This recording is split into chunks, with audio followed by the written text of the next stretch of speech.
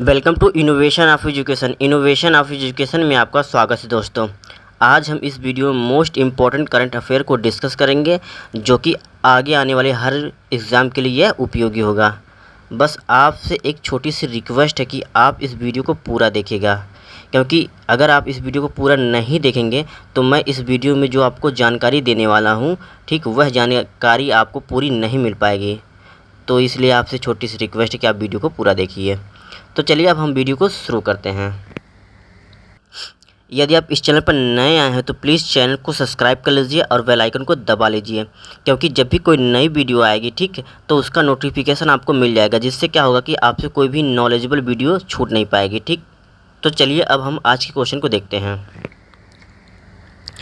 आज का question number first है, एफए के द्वारा रेगिस्तानी टिड्डों की चेतावनी जारी करने से चर्चा में रहे हॉर्न ऑफ अफ्रीका किन देशों के समूह को कहा जाता है? ठीक, एफएओ, ठीक, एफएओ यानी फूड एंड एग्रीकल्चर ऑर्गेनाइजेशन के द्वारा, ठीक है, रेगिस्तानी टिड्डों की चेतावनी जारी करने से चर्चा में रहे हॉर्न ऑफ अफ्रीका किन देशों के समूह को कहा जाता है? ठीक, option A Somalia, option B है इथोपिया, ऑप्शन सी है इरिट्रिया, ऑप्शन डी है जिबूती, ऑप्शन ई है सभी को। ठीक है, तो Horn of Africa, Somalia, Ethiopia, Eritrea, Djibouti, इन चारों के समूह को कहा जाता है। ठीक है, तो यानी ऑप्शन इज राइट आंसर। ठीक, जैसा कि आप मैप में देख रहे हैं, ठीक है, ये है हॉर्न ऑफ अफ्रीका। ठीक है, ये पूरा पूरा जो ग्रीन वाला पार्ट है, ये पूरा पूरा है हॉर्न ऑफ अफ्रीका। ठीक, अब बात करें रेगिस्तानी टिड्डियों की। ठीक है, ये आप देख लीजिए, इनका इमेज है, ठीक है, इसका पिक्चर, ये रेगिस्तानी टिड्डी। ठीक, ये है रेगिस्तानी टिड्डी। ठीक है, अगर हम इसके साइंटिफिक नेम यानी वैज्ञानिक नाम की बात करें तो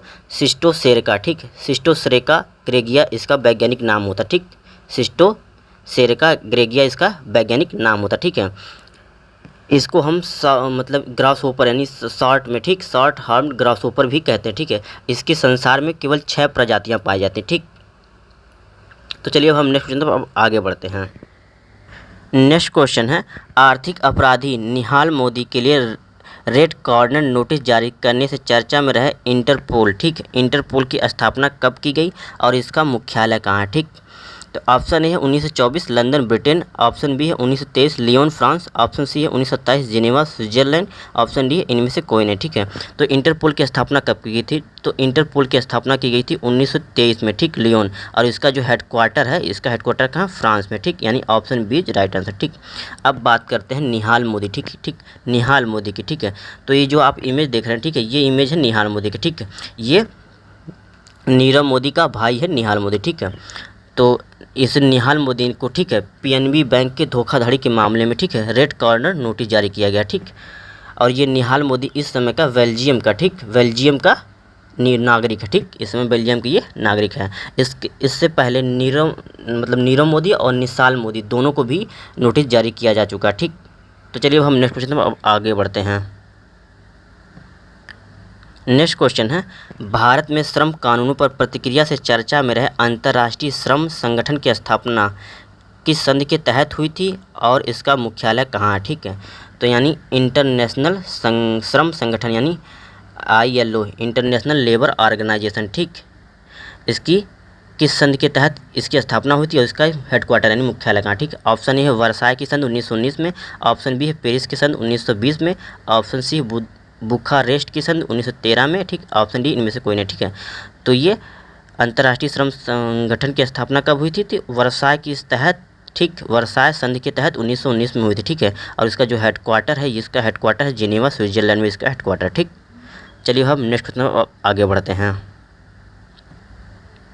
नेक्स्ट क्वेश्चन है, किस भारतीय मूल के आविष्कारक को इलेक्ट्रॉनिक्स उद्योग को बढ़ावा और कृत्रिम बुद्धिमत्ता बढ़ाने हेतु प्रतिष्ठित इन्वेंटर ऑफ ईयर पुरस्कार दिया गया? ठीक, ऑप्शन ए है राजीव जोशी, ऑप्शन बी है राजीव महर्षि, ऑप्शन सी है इंद्रदेव, ऑप्शन डी है इनमें से कोई नहीं। ठीक है, तो किस भारतीय मूल के आविष्कारक को इलेक्ट्रॉनिक उद्योग में बढ़ावा के लिए, ठीक, और कृत्रिम बुद्धिमत्ता को बढ़ाने हेतु, ठीक है, प्रतिष्ठित, ठीक, इन्वेंटर ऑफ ईयर पुरस्कार, ठीक, इन्वेंटर ऑफ ईयर पुरस्कार से सम्मानित किया गया? तो किसे सम्मानित किया गया? तो राजीव जोशी को सम्मानित किया गया। ठीक, यानी option A is right answer. ठीक, ये जो आप इमेज देख रहे हैं, ठीक है, ये राजीव जोशी की इमेज है। ठीक, चलिए अब हम नेक्स्ट क्वेश्चन अब आगे बढ़ते हैं।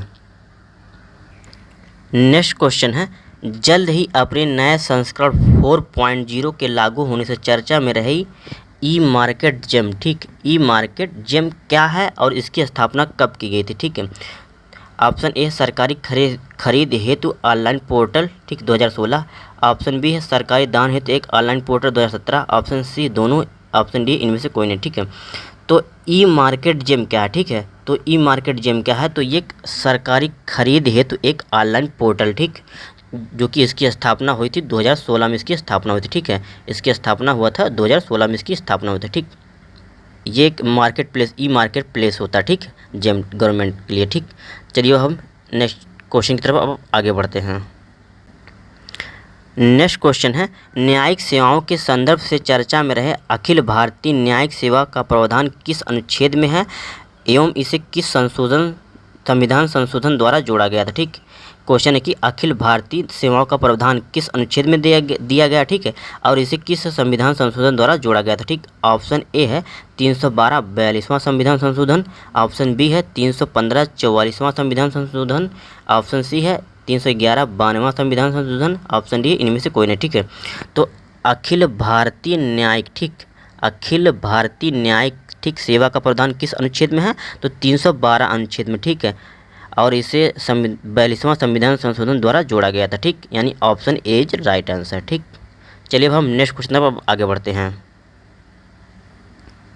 नेक्स्ट क्वेश्चन है, हाल ही में विश्व स्वास्थ्य संगठन ने सुरक्षा कारणों से किस दवा के क्लिनिकल ट्रायल पर अस्थायी तौर पर प्रतिबंध लगा दिया है? ठीक, ऑप्शन ए हाइड्रोक्सीक्लोरोक्विन।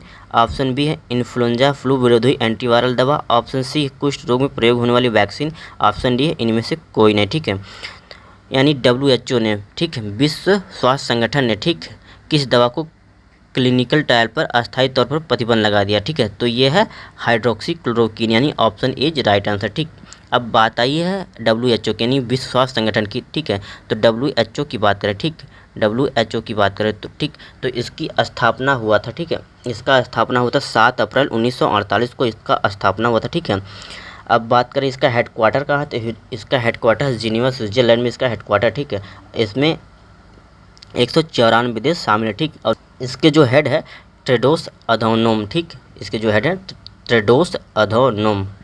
चलिए हम नेक्स्ट क्वेश्चन तक आगे बढ़ते हैं। नेक्स्ट क्वेश्चन है, कोविड-19 के संदर्भ से चर्चा में रहे चीन की बैट वुमेन का क्या नाम है? ठीक है, चीन की बैट वुमेन का क्या नाम है? ठीक, ऑप्शन ए है Shi Zhengli Wuhan Institute of Virology की डिप्टी डायरेक्टर। ऑप्शन बी है झा ओलंगी Tehran Institute of biology.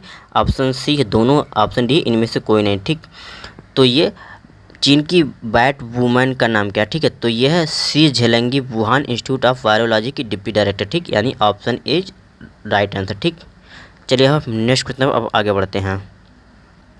Next question है, हाल ही में भारतीय सेना के किस अधिकारी को प्रतिष्ठित, ठीक, संयुक्त राष्ट्र, ठीक, संयुक्त राष्ट्र, ठीक, संयुक्त राष्ट्र सैन्य gender advocate of the year 2019 के लिए किसे चुना गया? ठीक है, ऑप्शन ए है major Suman Gawani. Option B है major Lakshmi Diwakar. Option C है दोनों। ऑप्शन डी है इनमें से कोई नहीं। ठीक है, तो संयुक्त राष्ट्र सैन्य gender advocate of the year 2019 के लिए किसे चुना गया है? तो ये मेजर सुमन गवानी को चुना गया है। ठीक, यानी option A is right answer. ठीक, ये जो आप इमेज देख रहे हैं, ठीक है, ये जो आप इमेज देख रहे हैं, ठीक है, ये इमेज उन्हीं की है। ठीक है, ये मेजर सुमन गवानी की इमेज है। ठीक, अब हम बात करें संयुक्त राष्ट्र की, यानी यूनाइटेड नेशन। ठीक, यूनाइटेड नेशन की बात करें तो इसका जो इस्टेब्लिशमेंट हुआ था, यानी जो इसका स्थापना हुआ था, ठीक है, 24 अक्टूबर 1945 को इसकी स्थापना हुई थी। ठीक है, अगर इसके जो इसमें जो देश शामिल हैं 193 देश इसमें शामिल हैं। ठीक है, अब इसके बात करें अध्यक्ष की तो एंटोनियो गुटेरेस इसके इस समय प्रेजेंट टाइम में इसके अध्यक्ष है। ठीक, चलिए हम नेक्स्ट क्वेश्चन तक अब आगे बढ़ते हैं।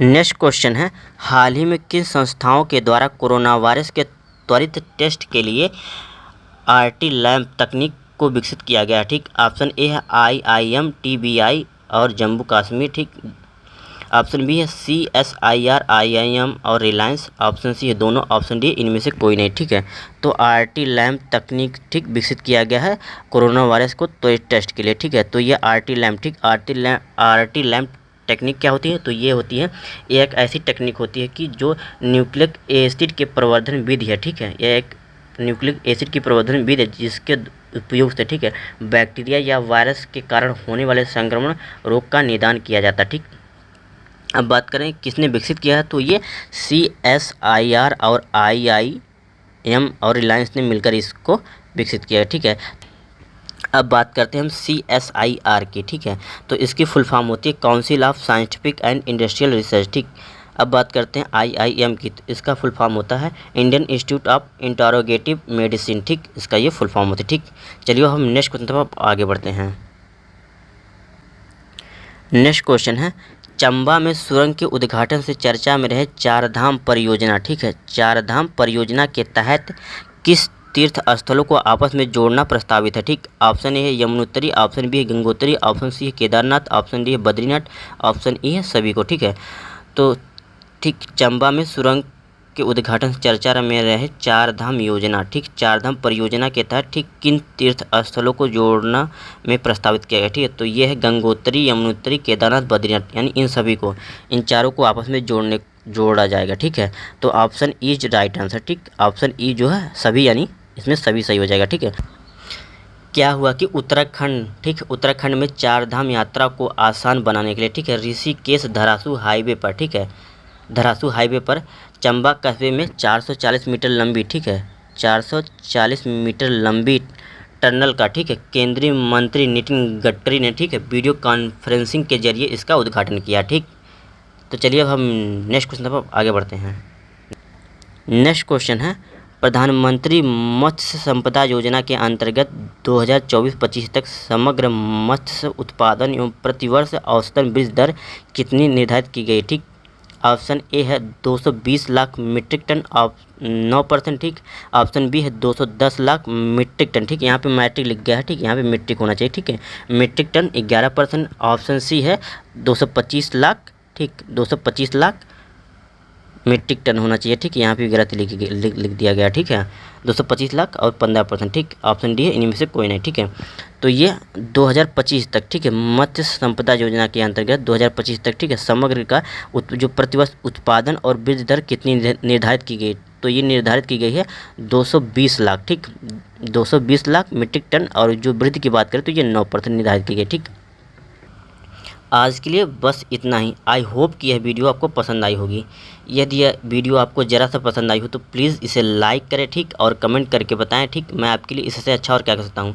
इसके साथ साथ आप अपने दोस्तों के साथ इस वीडियो को ज़्यादा से ज़्यादा शेयर करिए, और स्टडी रिलेटेड ग्रुप जैसे व्हाट्सअप ग्रुप, फेसबुक ग्रुप हो गया, ठीक, इन सब में भी इसे शेयर करें। ठीक, आप हमें इंस्टाग्राम पर फॉलो कर सकते हैं, मैं उसका लिंक आपको डिस्क्रिप्शन में दे दूंगा, और उसका लिंक अबाउट में सेक्शन में भी है। ठीक, इसके साथ साथ आप चैनल को सब्सक्राइब कर लीजिए। ठीक, तो आज के लिए बस इतना ही। मिलते हैं आपसे अगले नेक्स्ट वीडियो में। तब तक के लिए जय हिंद, जय भारत। Thanks for watching. तब तक आप अपना ख्याल रखिए और पढ़ाई करते रहिए।